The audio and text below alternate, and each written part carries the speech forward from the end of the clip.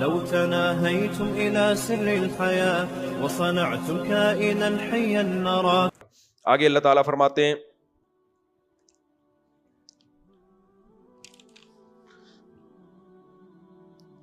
ام حسبتم ان تدخلوا الجنہ، تم یہ سمجھتے ہو تم جنت میں داخل ہو جاؤ گے اور تمہیں اللہ آزمائے گا؟ نہیں، آزمائشیں آئیں گی تمہارے اوپر اور تم نے صبر سے کام لینا ہے.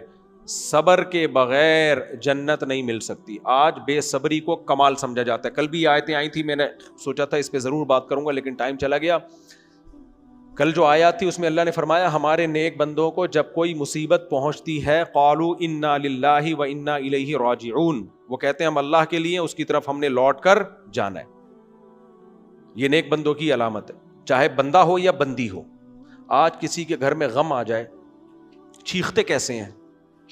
کوئی میت ہو جائے، کسی خاتون کا بچہ فوت ہو جائے، ایسے گریبان پیٹ رہی ہیں، ہا ہو، کسی کی میت ہو گئی، کوئی غم ہو گیا، ہا ہو، سر مار رہے تھے. کیا جنگلی پن، کیا پن لگا کے رکھا ہوا ہے. وہ آیا تھا نا بیان یار، وہ مجھے بہت اچھا لگا تھا ملفوظ. جب ہمارے ہاں الیکشن ہو رہے تھے نا تو وہاں سے لوگ جیت رہے تھے جہاں سے کھڑے بھی نہیں ہوئے. تو لندن سے ایک بیان آیا تھا، کیا ڈیش کے بعد نا ایک لفظ ہے ڈیش میں، وہ نہیں بول، چلو میں اس کو الٹ دیتا ہوں، کیا حلالی پن لگا کے رکھا ہوا ہے. آیا تھا نا بیان، یاد ہے؟ ایک ویڈیو جاری ہوئی تھی، اس میں بیان آیا تھا کیا حلالی پن، حلالی نہیں تھا وہ، مسجد کے احترام میں نہیں بول پا رہا وہ لفظ، کیا حلالی پن لگا کے رکھا ہوا ہے. تو جب بھی کوئی میت ہو گھر میں، بھائی عورتوں کو بولو صبر کرو، چیخنا چلانا ہا ہو، یہ غم بالآخر چلا جائے گا، لیکن اس طرح چیخو پکار کر کے اپنے اجر کو ضائع مت کرو. نبی نے لعنت فرمائی ہے میت پہ چیخنے والی عورتوں پر، نوحہ کرنے والی عورتوں پر، گریبان چاک کرنے والی عورتوں پر. جعفر طیار جوان آدمی تھے، میدان جنگ میں شہید ہو گئے.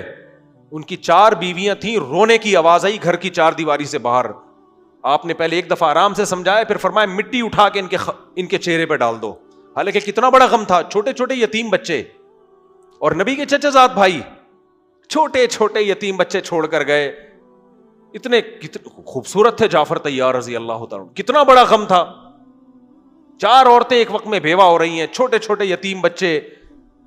اور نبی صلی اللہ علیہ وسلم کو جب شہادت کی اطلاع ملی، آپ کے آنکھوں سے آنسو. بس ان کی ازواج کو آپ نے چیخنے چلانے نہیں دیا، خاموش، ایسے خاموش کرایا ہے، گھر کے اندر آرام سے رو بیٹھ کے. مسلمان یہ یقین رکھتا ہے خوشیاں بھی آتی ہیں زندگی میں اور غم بھی آتے ہیں، یہ دنیا کا حصہ. اللہ ہم سب کو بچائے غم سے، ہمیں خوشیوں والی زندگی دے، پریشانیوں سے بچائے. لیکن بھائی پریشانیوں میں آپ ایسے باہر ہو جانا، یہ مر گیا وہ فر گیا، سر دیواروں سے جا کے مار رہے ہیں، ہائے ہائے ہائے ہائے ہائے، یہ کیا لگایا ہوا یار، کیا پن لگا کے رکھا ہوا ہے؟ ایسے موقع پہ کیا جا کے بولا کرو بھائی مسلمان ہو کافر ہو بھائی. تو ایسے چیخ رہے ہوتے ہیں. جنازے کی چارپائی ہے، اس کو پکڑ کے بیٹھے ہوتے ہیں، جانے نہیں دو اس چارپائی کو، میت ہے نا نہیں جانے دیں گے ہم. تو یہ اچھے کام نہیں ہے، خاندانی لوگ ایسی حرکتیں نہیں کرتے. میں نے زندگی گزاری ہے، بہت لوگوں میں ملا جلا ہوں، میت پہ پتہ چل جاتا ہے کون خاندانی اور کون غیر خاندانی. میں نے ایسی میتیں بھی دیکھی ہیں، او بھائی دیواروں سے مار رہے ہیں، ہاں وہ ایسے جیسے پتہ نہیں کیا. اور ایسے بھی دیکھی ہیں جوان بیٹے کی موت ہوئی ہے، جوان بیٹے کی، اور ماں کے آنسو نکل رہے ہیں اور وہ کہہ رہی ہے اے اللہ یہ میرے اختیار میں نہیں ہے، یہ میرے اختیار میں نہیں ہے، ایسا نہ ہو کہ میرا صبر کا اجر ضائع ہو جائے. ایسی مائیں بھی دیکھی ہیں. تو اس لیے اللہ سب ماؤں کے بچوں کو زندگی دے، لیکن اللہ نہ کرے کسی کا بچہ فوت ہو جاتا ہے، بھائی صبر کرو صبر کرو. سمجھ میں آ رہی ہے بات؟ کیونکہ سب سے بڑا غم عورت کے لیے یہی ہوتا ہے. اسی طرح اگر اللہ نہ کرے، ویسے تو کرے لیکن چلو نہ کرے، مرد دوسری شادی کر لے، غم ہوتا ہے عورت کو، آنسو بھی اچھے ہوتے ہیں، روتا ہے اور روتی ہے، ظاہر اس پہ سوکا نہیں ہے، لیکن ایسا بنا لینا جیسے پتہ نہیں کوئی دنیا میں تم ہو پہلی جسے مر بھی تو سکتا تھا نا، یہ مر نہیں سکتا تھا کیا؟ ابھی آدھا تو ہے نا، بچے تو یتیم نہیں ہوئے. میں اکثر واقعہ سناتا ہوں، ہمارے ایک دوست اسی طرح ہوا، ان کی بیگم نے اتنا ہنگامہ کیا, انہوں نے کہا بھائی چھوڑو رہنے دو. میں نے کہا یار مر گئے تو بھی تو صبر آئے گا, وہ مر ہی گئے, ایکسیڈنٹ میں ان کی ڈیتھ ہو گئی اگلے ہی دن. تو ان کی بیگم نے پھر گھر میں ہمارے فون کر کے بتایا کہ میرے تو میاں, میں تو سمجھ رہی تھی, یعنی میرے تو بچے ہی یتیم ہو گئے. یہ سب اللہ کے ہاتھ میں ہے بھائی. آپ نہ کہیں اپنے میاں کو دوسری شادی کرو, اس کو روکیں آپ. عورت سوکن برداشت نہیں, آپ روکیں اس کو. گھر پھر بھی اگر کر لیتا ہے, غم بھی ہوتا ہے, تھوڑا رونا دھونا بھی سمجھ میں آتا ہے, تکلیف بھی ہوتی ہے, لیکن قرآن کہتا ہے من یتصبر یصبرہ اللہ, جو اللہ سے صبر مانگتا ہے نا اور کوشش کرتا ہے, اللہ صبر دے دیتا ہے. اور جو صبر کرنا چاہتا ہی نہیں ہے, یہی کہ میں غمزدہ, وہ نہیں آئے گا صبر, وہ کبھی بھی صبر, وہ پریشانی ہی رہے گی پوری زندگی میں. تو اور آدمی کو بھی چاہیے کہ ٹرک کے نیچے آگے مر جائے. اچھا خیر, کس بات پہ یہ نہیں میں بتاؤں گا کس بات پہ. خیر ہم آگے چلتے ہیں. آگے اللہ تعالیٰ فرماتے ہیں, جلدی جلدی میں چاہ رہا ہوں آج بہت ساری آیتیں, جلدی جلدی ساری آیتیں ہو جائیں. تو اللہ نے حکم کیا دیا بھائی, دعا اللہ سے, یہ ہم سب کمزور ہیں, ہم غم برداشت کرنے کی طاقت نہیں رکھتے, میں مجھ سمیت سب کمزور ہیں, ہم اللہ سے عافیت مانگیں. اللہ نہ کرے ہمارے نہ چاہتے ہوئے بھی کوئی آزمائش آ جائے تو واویلا نہیں کرنا, ہائے ہوئے ہاں یہ نہیں کرنا ہے, صبر کرنا ہے اس پہ.